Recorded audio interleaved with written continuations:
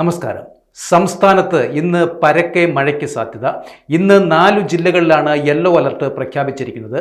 തിരുവനന്തപുരം, പത്തനംതിട്ട, കോട്ടയം, ഇടുക്കി എന്നീ ജില്ലകളിലാണ് ഇന്ന് യെല്ലോ അലർട്ട് പ്രഖ്യാപിച്ചിരിക്കുന്നത്.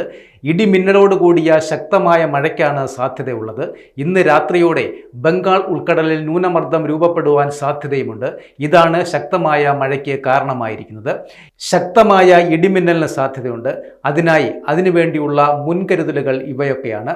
ഇടിമിന്നൽ മനുഷ്യന്റെയും മൃഗങ്ങളുടെയും ജീവനും വൈദ്യുത ആശയവിനിമയ ശൃംഖലകൾക്കും വീട്ടുപകരണങ്ങൾക്കും വലിയ നാശനഷ്ടം സൃഷ്ടിക്കുന്ന ഒന്ന് തന്നെയാണ്. അതിനാൽ കാർമേഘം കണ്ടു തുടങ്ങുന്ന സമയം മുതൽ തന്നെ പൊതുജനങ്ങൾ താഴെ പറയുന്ന മുൻകരുതലുകൾ സ്വീകരിക്കേണ്ടതാണ്.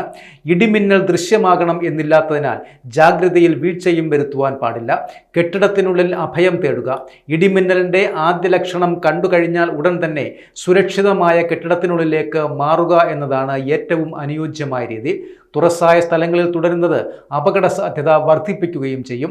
കേരളത്തിൽ ഒറ്റപ്പെട്ട ഇടങ്ങളിൽ ഇന്ന് മുതൽ നവംബർ 24 വരെ ഇടിമിന്നലോടുകൂടിയ ശക്തമായ മഴയ്ക്ക് സാധ്യതയുണ്ടെന്ന് കേന്ദ്ര കാലാവസ്ഥാ വകുപ്പ് മുന്നറിയിപ്പും നൽകിയിട്ടുണ്ട്.